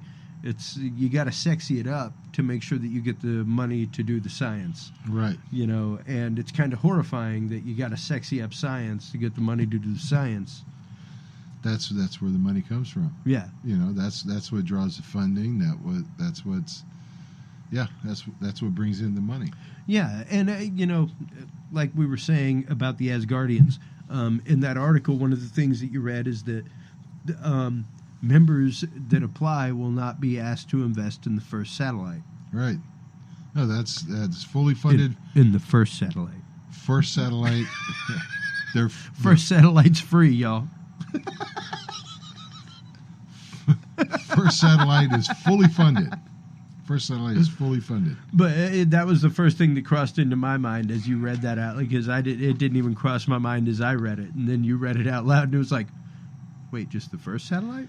Like, well, how much do they want from me what for the the hell? second one? Okay, so there's 15 of us, guys. You think this comes free? You think this comes free? Probably comes from your Asgardian taxes and stuff like that. We're going to need about $1 billion from each of y'all to make this second satellite happen. And hopefully it doesn't get blown up by some laser shooting drone on the platform like Facebook. Let me just say, they're not tapping into 0 point energy just yet. For a whole lot of this money. shit costs money. That's it. Okay? That's it. Damn it. Launches cost money. Solar panels cost money. I mean, nothing ain't free, okay? That's it. Ain't That's nothing it. free. Yeah. Gas, grass, or ass, or get out. That's right. That's even on UFOs, guys. That's right. That's what all that alien writing on the side says. That's right. Gas, grass, or ass, or get out. So, on that note, we're gonna wrap it. No, don't wrap it yet. Don't wrap it yet. Okay, no, go ahead. I'm gonna leave with a quote from the Toronto Trio or Trinity. Okay. The Toronto Trinity. Do it. All right. When it comes to all of this stuff we've been talking about tonight, and galactic federations and the spirit of humanity and all of that stuff, all I want to say is A spirit with a vision is a dream with a mission. All right? Spirit with a vision is a dream with a mission. Go look up Rush, listen to it. The song Mission. The song Mission. That's one of those that literally, anytime I hear it, I probably put it on repeat like a good 5 times. That one in Marathon. Literally. Marathon's another one for me. Yeah, but Mission is one of those that it truly does put out there the whole concept of being human, putting forth your best all the time, and the fact that if you have no mission, you will be lost. Yeah. If you that's without mission, it's faith without works is lukewarm. Right. Faith without works is dead. You've got to have a mission. But the mission comes from a vision. Yeah. Somebody has to see something and go, you know what, damn it? I want to achieve that. We need to achieve that. Yeah. Humanity has a vision. Yeah. Or rather, we have a mission. Whether we have the vision to achieve it at this moment is questionable or not. That's the true question, really, is whether or not we have the vision to be able to come together, unite, build bridges, reach across the aisle, get rid and truly purge ourselves of that wicked part of humanity, that good 33% of us that does want just something for ourselves. We have to surrender that. We have to let that go and let the other 66.8% live and thrive, because it is the greater part of us. It is the part of us that wants something better, that wants to be together, that wants to have that united mind that is humanity striving and pushing together for the greater good. We will get there. I have faith. I believe that we will get there. Hopefully through no dystopian futures, we will get there. Hopefully not, but likely will. I mean, even in Star Trek, they had to go through the I forget what it is, the genetics wars or something like that. They had to go, in World War III and all. They had to go through some stuff to get there. Yeah. But at some point, through hardship, and there's plenty of anecdotes for that too. Well, what we really need to do is listen to the humpback whales. Yes. Because if we listen to the humpback whales, we would realize that those will save all of humanity. Dude, that's a whole nother topic. And without them, that's a whole nother topic. There's no humanity whatsoever. And that's the lesson of Star Trek 4. Yeah, I know it is. That's the lesson of Star Trek 4. The Journey Home, I know. Yes. And Go ahead. I'm going to throw this shit out there. Do it. Throw it. I read last week scientific research vouching for the intelligence of trees. Yes. No. I saw you post that yes. shit. The fact that trees actually communicate with each other. Yeah. And no, it was some straight up fucking gayish shit and like Avatar come to life. Well, straight up. And the ints from J.R.R. Tolkien. Oh, yeah, most definitely. From not The Hobbit. And also, Lord of the Rings. And also from the Great Canadian Trio. There's unrest in the forest. There's trouble with the trees. The maples want more sunlight. No, go and look the this oaks up. ignore their pleas. Go and look this up. Seriously, it's crazy. It's crazy. Oh, this world is so beautiful and so complex and so out there. If you just look at it, trees have intelligence. Yeah. Science is proving trees have intelligence. Yeah. Trees communicate with each other. And the process takes so long, we don't even notice it. Yeah. Okay. And hey, you can say it's through chemical signals. Doesn't matter. Bees communicate with each other through chemical signals. Ants. Just added to the endangered species list in America, by the way, bees. Good. ants with without even a brain. The best communicators and community in the world. No brain. No, they don't have a brain. They're like a cerebral shrimp. ganglion. They got like 3 nerves that come together. Right? I mean, come on. They don't even have a brain as complex as ours. But they have but much like the Brave New World, they have their designated role in society. They do what they're supposed to do, and the society thrives. Right. Because this is your job. This is what you do. You're either a soldier, a drone, or a farmer, and that's it.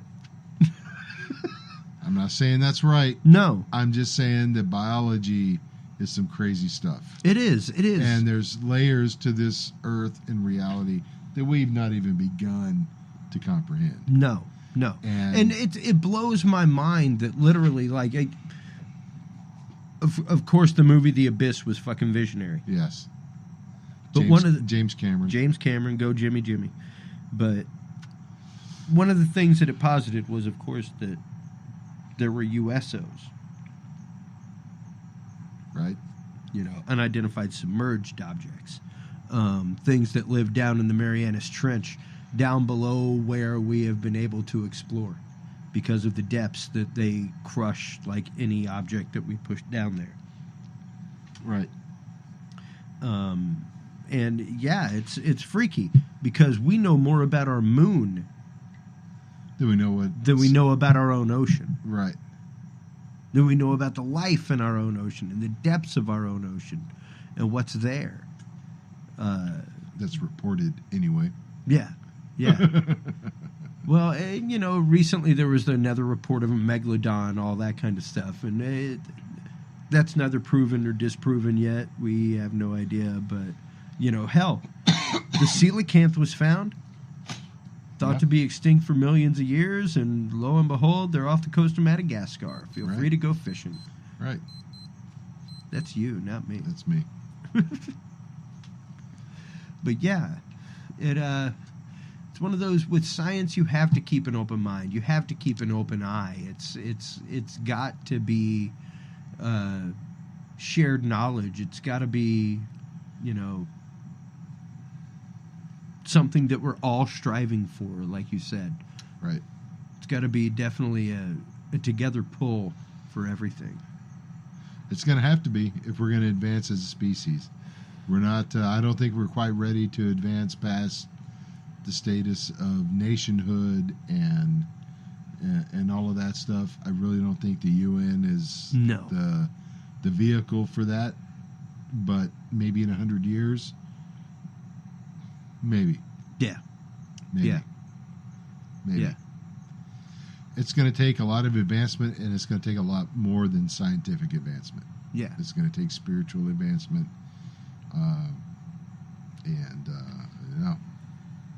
We'll get there. I have faith. I believe that we'll get there. Yeah. But it's going to take some time. It's going to take a lot of time, and it's going to take a lot of effort on all of our parts to, as we said a while ago, reach across the aisle, to actually see things, put ourselves into the boots of other people, walk a mile in their shoes, see what it's like. Right. Stuff like that. But it's not just faith that's going to get us there. Science is going to get us there too. And the more I firmly believe, the more we learn about science, the stronger faith gets too. Yeah. And when the two of those get closer and closer to merging, we'll get there. Yep. We'll get there. Yeah. And at that point, the Pope will tell us everything that he knows about the benevolent extraterrestrials. That's right. And on that note... on that note, that wraps it for this edition of the Dudes and Beer Podcast. I'm Chris Jordan, your host. Randy Jordan has been my guest tonight. Word. We have had an incredible time. We've gone through some incredible beers. And, thanks so much for everybody that tunes in. Keep tuning in. Tune in all the time. We are now a proud part of the Revolution Digital Group family of podcasts. So check out their other stuff, the Fuck Your Opinion podcast with Confucius Jones, as well as those damn comic book guys. Yeah. The International O. as well, has some great stuff out there. So check their stuff out. And until next time, everybody, if you can't be good, be good at it. Thanks for listening to this episode of the Dudes and Beer Podcast. To listen to our live audio streams, tune in at dudesandbeer.com or Spreaker.com/dudesandbeer. You can find our episodes on SoundCloud.com as well as the Google Play and iTunes market. You can also find us on YouTube, Stitcher, and your favorite podcast service.